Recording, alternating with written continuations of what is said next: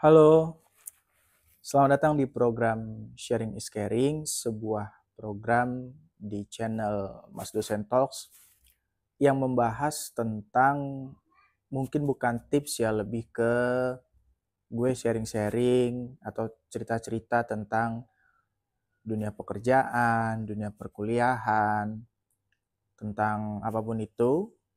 Mudah-mudahan dengan tujuannya dengan gue sharing ini bisa ada manfaat baik yang bisa lo ambil.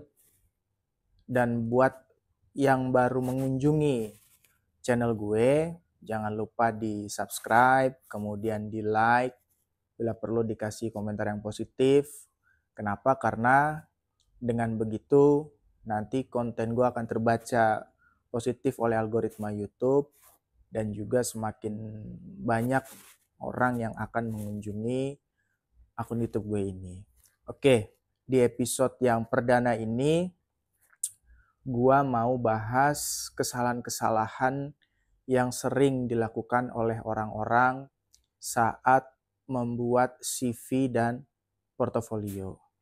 Jadi, sebelum masuk ke konten, gue mau disclaimer dulu bahwa apa yang gue sampaikan ini pure berdasarkan pengalaman pribadi gue, berdasarkan apa yang gue alami. Jadi, mungkin benar, mungkin saja salah.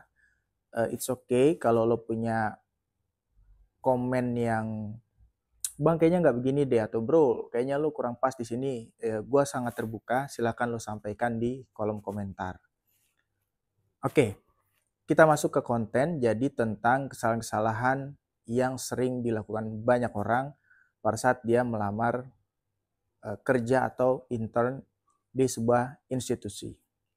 Jadi sebelum masuk ke situ gue mau sampaikan bahwa biasanya kan kalau saat kita ngelamar itu perusahaan atau instansi akan meminta CV dan portofolio. Nah, gue akan jelasin sedikit bedanya. Kalau CV itu kan lebih ke memperkenalkan siapa diri lo, latar belakang lo, pendidikan lo, kemudian mungkin ada yang masih mencantumkan alamat, agama, dan lain sebagainya, dan nomor telepon terutama. Nah, sementara kalau portofolio ini lebih kepada pengalaman-pengalaman yang lo punya, pengalaman kerja, organisasi, terus juga karya-karya yang pernah lo buat, lo bisa masukin secara lebih komprehensif di portofolio. Nah, gue mau bahas yang kedua ini, yang portofolio. Jadi, gue mau cerita dulu background story-nya, kenapa gue bikin konten ini, karena beberapa waktu yang lalu, gue bantu tim di kantor gue untuk melakukan review terhadap kandidat-kandidat intern. Nah, ini sekedar informasi gitu ya. Jadi kami waktu itu sedang mencari satu yang terbaik untuk selanjutnya bisa bergabung ke dalam tim yang mana jumlah pendaftarnya itu puluhan. Bahkan lebih dari 60 kalau nggak salah gue ingat. Nah, di situ yang kita lakukan adalah kita lihat, kita bedah satu persatu CV dan portofolio mereka. Nah, dari situ gue menyimpulkan paling tidak ada 6 kesalahan besar yang secara nggak sadar sering dilakukan orang-orang pada saat membuat portofolio. Yang pertama yaitu pencantuman foto. Ini penting.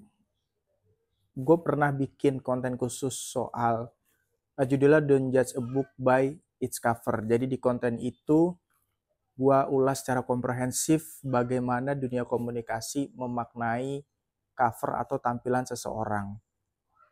Kalau di video atau konten itu yang penting tuh orang lihat tuh 3 detik pertama. Kalau itu menarik dia akan lanjut nonton, kalau enggak dia akan scroll. Nah, kalau secara real life orang akan lihat dulu tampilannya sebelum dia mempelajari bagaimana karakteristik dari seseorang itu. Nah, jadi di dalam balik lagi ke soal pemilihan foto ya. Kalau lo mau apply kerja atau magang di perusahaan swasta atau pemerintahan yang sifatnya formal, maka lo juga harus menyesuaikan foto dengan mencantumkan foto yang formal.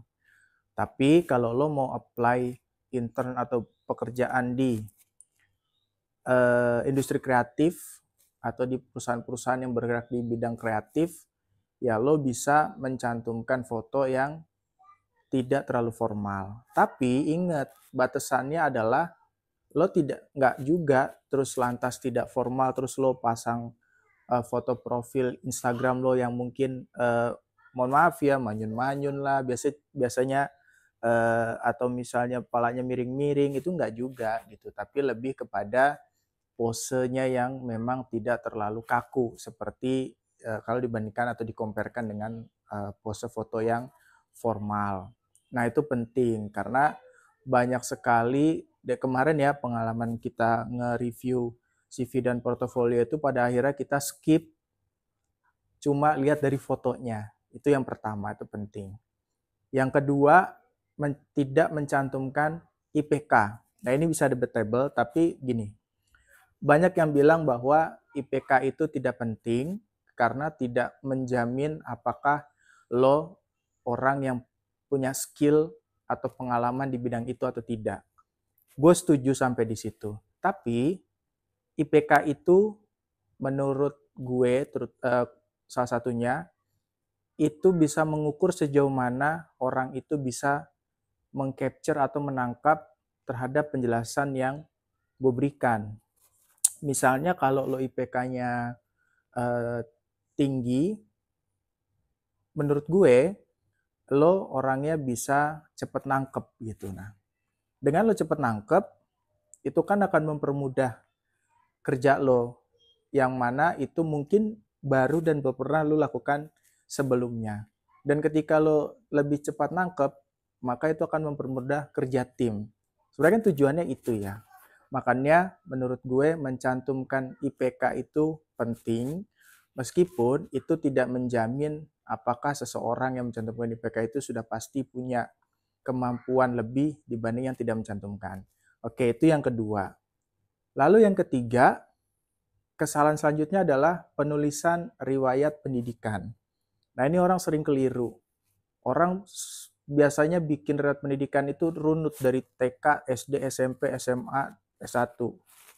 Padahal menurut gue itu kita nggak perlu mencantumkan secara runut gitu. Bahkan kalau gue lebih senang dicantumin pendidikan terakhir dulu. Misalnya gue S2-nya ilmu komunikasi, IPK gue berapa, S1 gue ilmu komunikasi juga, IPK gue berapa, dan biasanya gue batasin sampai SMA itu. Atau bahkan gue cukup perguruan tingginya aja yang gue cantumin. Kenapa? Karena ya lo nggak penting juga, misalnya lo dari TK apa gitu ya, kayak gue TK Angkasa 12, terus tidak menjamin orang-orang itu kemudian menjadi, wah ini keren nih lulusan TK Angkasa 12, nggak juga gitu. Makanya biasanya kalau gue sih paling nggak ya pendidikan tinggi gue aja lah, atau mentok-mentok di SMA misalnya jurusannya apa, IPA atau IPS kayak gitu.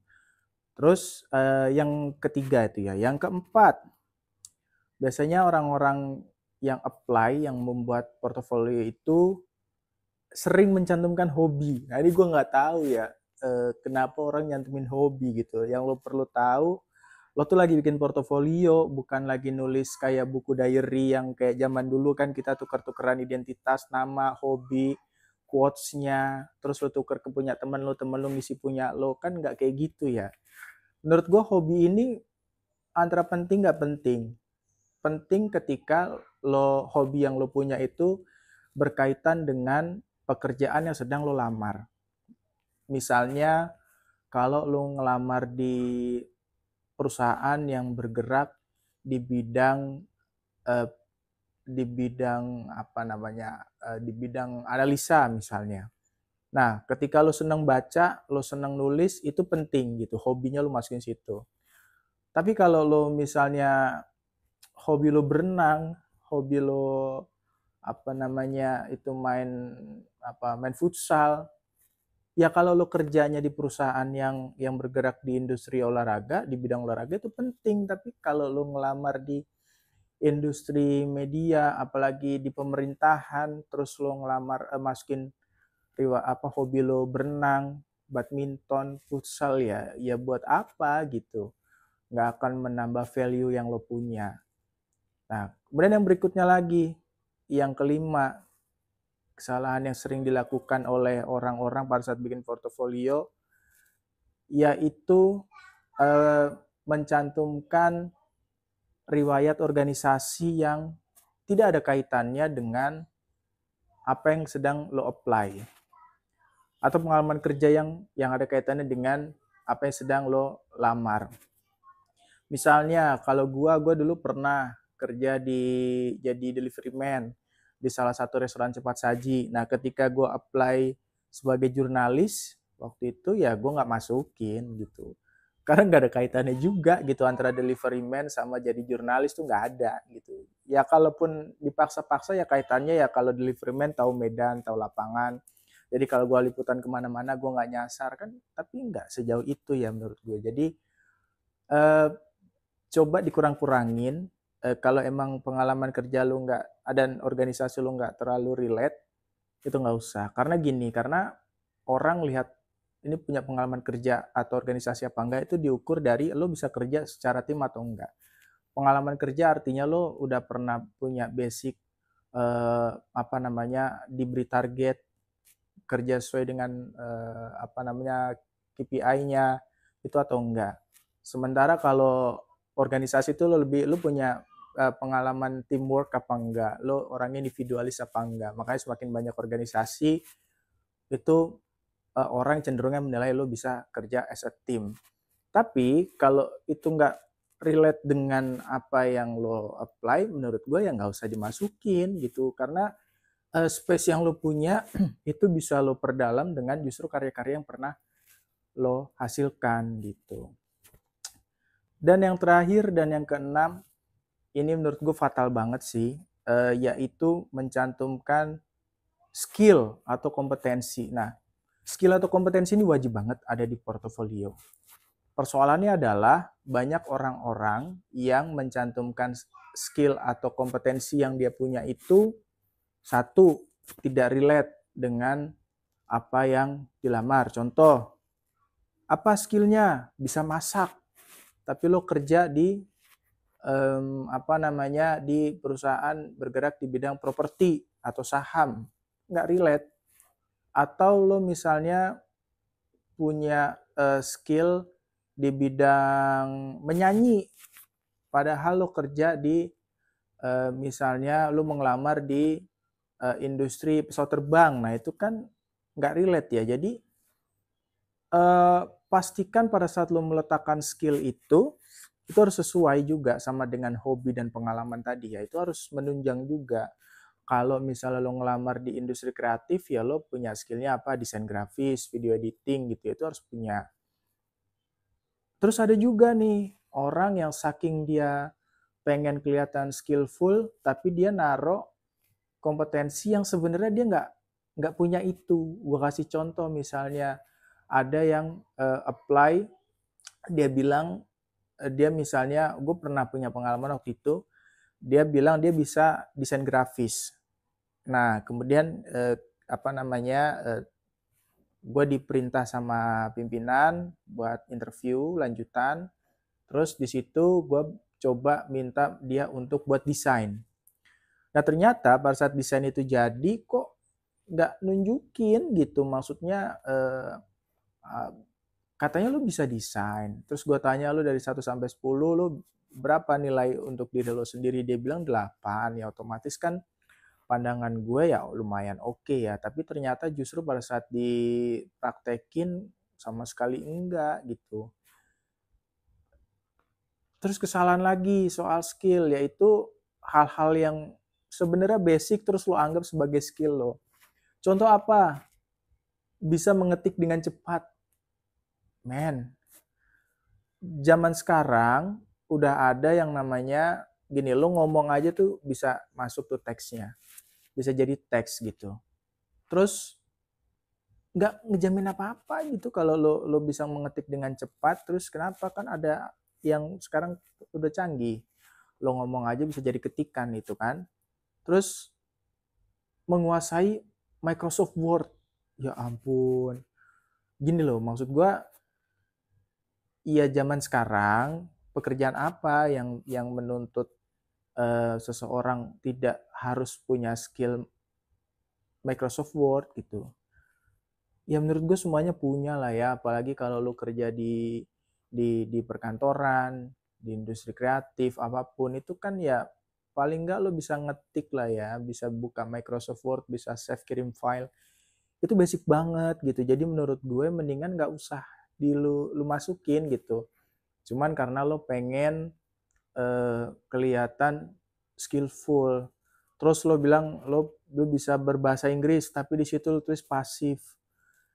Iya maksudnya apa ya zaman sekarang gitu ya? Iya bahasa Inggris kan wajib sebagai sebuah kebutuhan. Ya daripada lo nanti misalnya di interview karena lo nyantumin lo bisa bahasa Inggris, terus lo interviewnya si interviewernya pakai bahasa Inggris pada saat wawancara lo. Terus lo nggak bisa jawab apa-apa, kan itu malah jadi presiden buruk buat diri lo sendiri. Jadi mendingan tulis apa yang relate dengan eh, pekerjaan yang lo apply atau tempat intern yang lo apply.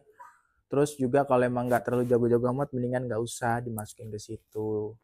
Dan ini terakhir banget yang namanya portofolio itu nunjukin apa sih yang lo punya gitu ya. Jadi pastikan portofolio lo itu berisi pengalaman-pengalaman atau karya-karya yang lo pernah lo buat. Jangan justru jadi ajang apa namanya mencantumkan hal-hal yang tidak penting, justru pada saat dites lo ternyata beda jauh antara CV portofolio dengan real life skill yang lo punya. Nah itu tadi tips dari gue. Kembali apa yang gue sampaikan ini pure based on pengalaman pribadi aja gitu. Jadi kalaupun lo nggak setuju ya monggo-monggo aja. Kalau lo mau berpendapat silakan. Kolom komentar gue nggak pernah gue nonaktifin. Jadi lo mau komentar apapun bebas. Dan ketika gue mungkin sempat akan gue balesin komentar lo satu persatu. Nah sampai ketemu lagi di konten-konten gue yang berikutnya. Bye.